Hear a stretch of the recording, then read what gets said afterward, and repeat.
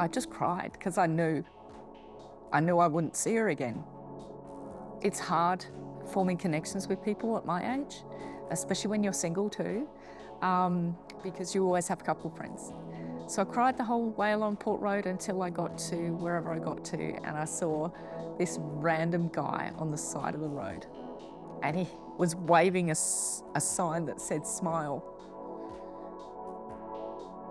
And I just got out of my head. I got out of my own thoughts. I got out of my own misery. And I thought, what a wonderful person who would do that for strangers. So I beeped my horn and gave him a wave. I drove the rest of the way home feeling much more positive just because of one man on the side of the road holding a sign. He didn't know me. He didn't know what I was going through that day. And I hope that he understands how many people he's touched their lives, because you know what? I was bawling. I was literally bawling my eyes out that whole way home. And when I saw him, it just made me change my thoughts. By sitting out there with the sign, I feel like I'm connected to the community again. It's kind of selfish in the sense that I don't want to live in an angry city. I want to live in a happy city. So that's the selfish bit of it. The rest is just, I'm just trying to make people happy. And it does, it works for me too.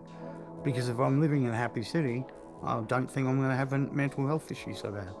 Whereas if everybody's grumpy, people tend to dive down into that, and I was guilty of it. I did it.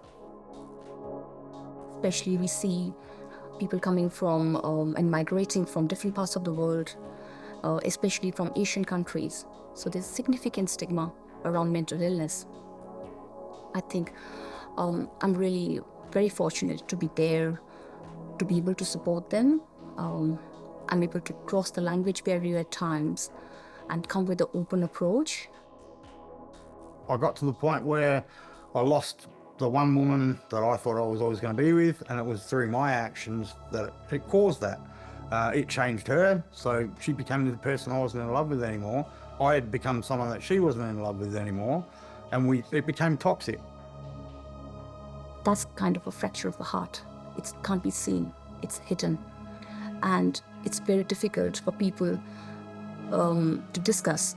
And also it's really almost impossible to get empathy from anyone.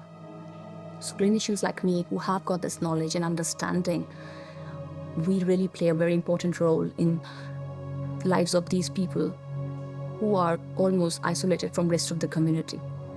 Nobody wants to go near to the person who is suicidal, who are depressed, who are schizophrenic, because it scares them. It's people's own anxiety that creates a barrier. Nobody really want to see them with, or meet them with a smile or with your openness. About 4 years old was where I think my first mental health issue started. I mean, I wasn't aware of that as a 4-year-old, but with my parents splitting, that was the first, real damage that I can honestly say was where I first noticed. But that wasn't, of course, until later in life. It's still important to reflect on the past sometimes. If there's something that we're holding on to, sometimes we get snared and hooked back then.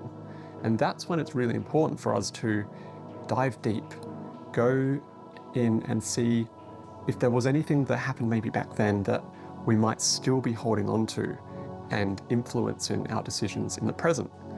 By doing that, we then have more power over the now, and by having more power over the now, we can influence our future better.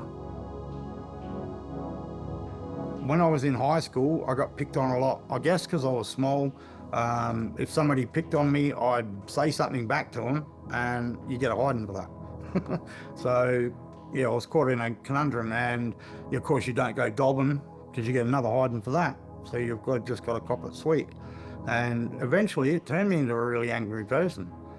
And then right through my life, it caused issues. The person who's suffering from depression, they are in a kind of a well where there's only darkness and they can't find their way out. They feel hopeless, helpless, and there's no light of hope. There's no way to go, no goals. So they're in their own shell. There was a lot of self-harm there, and I think if the policeman hadn't been there, it could have ended my life for sure. That was my thought. I thought of harming myself that bad. I didn't want to be here. I felt worthless, useless, hopeless. He said, we're going to get you some help. So you've got counselling, which is kind of your base layer, which is the connection, the empathy. And then you've got the psychotherapy and the psychology, which is the tool building. And then just slightly above that is the psychiatry, which is if you need a diagnosis or you need medication to support what you might be struggling with too. So they all work side by side, but they're all very, very important and can be really good tools to have in your toolbox.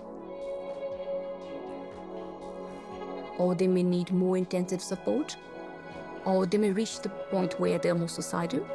So the kind of support becomes more intensive as the intensity of their illness increases. I found a little thing called re-evaluation counselling. Now, what it did was it taught me the difference. Well, it sort of taught me a little bit about what I've discovered, and that was that about feelings aren't actually feelings, they're attitudes. But I had no idea what the feelings were. It was just that gave me a sort of a path. And then one day, 2019, there I am walking down the street, and I was like, no way. They're all attitudes. Every single one of them. Love, happiness, sadness. They're all an attitude towards something or someone or even a song. You know, you love a song or you hate a song. That's the attitude you have towards that music. But from my personal experience, smile always helps. It is contagious. Smile is contagious. So when we smile at someone, our brain, what it does, it tries to mimic the same expression. It triggers the neuron. The mirror neurons in the brain gets activated. So the neurons, they mimic the facial expression of the person they see and try to get the similar feeling of joy and happiness. Smile. You can give that just driving past, just walking past. It's non-invasive. I'll give it a go, and I wrote smile. And then the gap with the 4 dots, it's free. I wrote it on a piece of wood, and I went and knocked on my neighbour's door. Hey, Jacko, I just made this sign, mate. What do you reckon? He goes, oh, bro, go for a walk with it, man. Let me know how it goes when you get back. So I went for a walk. It was huge. And within no time, I realised that just those 3 words were a very, very powerful mental health tool.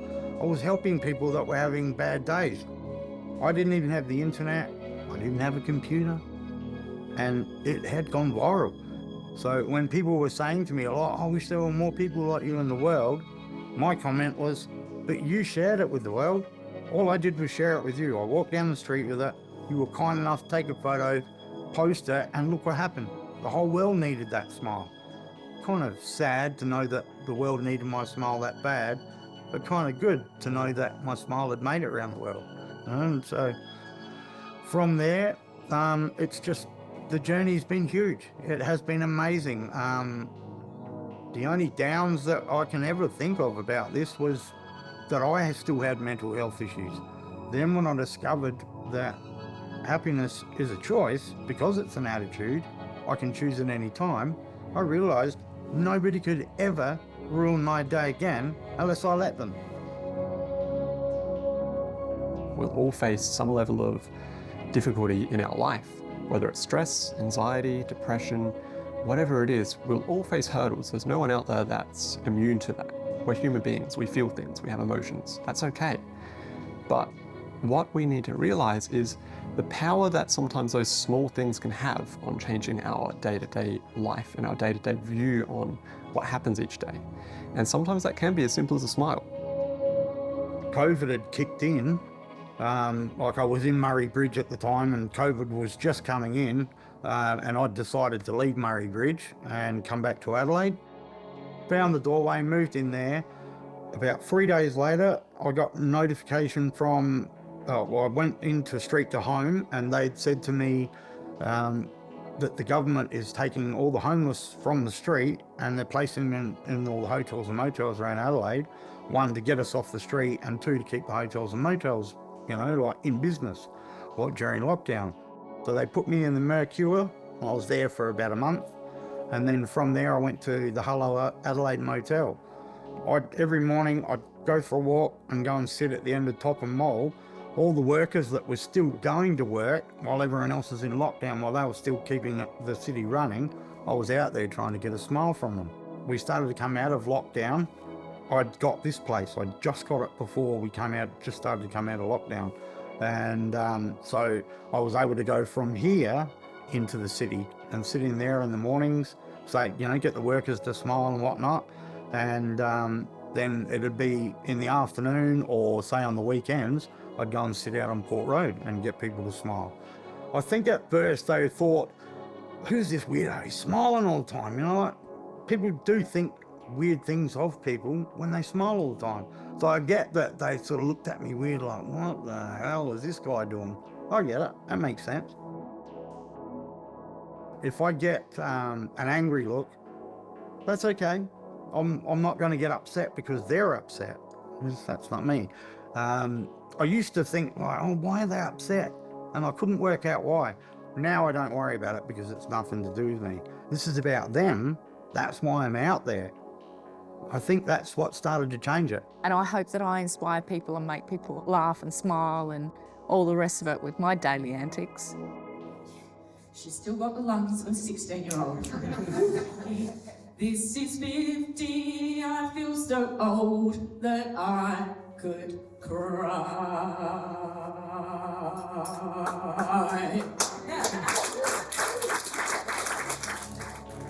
But I know those people. He didn't know me at all, but he made such a huge difference. And for that, I'm very grateful. One day, one of the guys from the Charles Sturt Council has come up and asked if they could, do a short little piece about it. Their posts definitely helped a lot. We feel motivated, we feel inspired when somebody does something for us, or when we see that something that we've done makes somebody happy. That has a carry-on effect, and I think we need to remind ourselves sometimes the power that we have within us to change those around us and their perspective of life and what's going on around them. So yeah, sometimes by helping other people, we're also helping ourselves feel good too. When I get a smile, all it does is make me smile. So my smile grows. I'm already smiling, but when I see another one, my smile grows a little bit.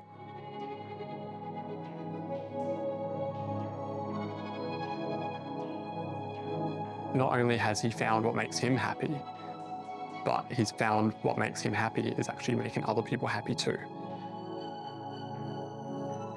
I've actually had a few people stop and do the sign. Like they've asked, what do you do it for? And I go, here you go. Pass them the sign and get them to sit down, and they walk away afterwards. Now I get it. Because it's a buzz. It is a buzz. You smile at someone in the morning on your way to work. That person smiles back at you, you let them in traffic. They start their day now in a positive mindset. They see more good as they go on throughout their day. If that person was faced with hurdles and was cut off and had people abusing them on the road or something like that, that's going to put them in a pretty bad headspace. Even though I was doing Smile It's Free, I still had so many bad days, and sometimes days on end where I was caught in it. But then once I'd worked out that my attitudes were in my control, I haven't really had a bad day since. I've had bad moments, but I'm able to, I used to have to work on it, like really concentrate on, no, I'm not going to let them ruin my day. During stressful situation, our body releases cortisol hormone, which can be detrimental for our physical and mental health. However, if we smile during that situation, the level of cortisol reduces. In the brain, what happens? The blood pressure reduces, the heart rate lowers down, the body relaxes. We need to reconnect with that sense of community, that sense of greater purpose, helping one another out. She's bawling her eyes out, man. I just turned around. Yeah. That's the shit, mate. That's the shit. Yeah. Oh, that just made my day, man. Yes. Ah.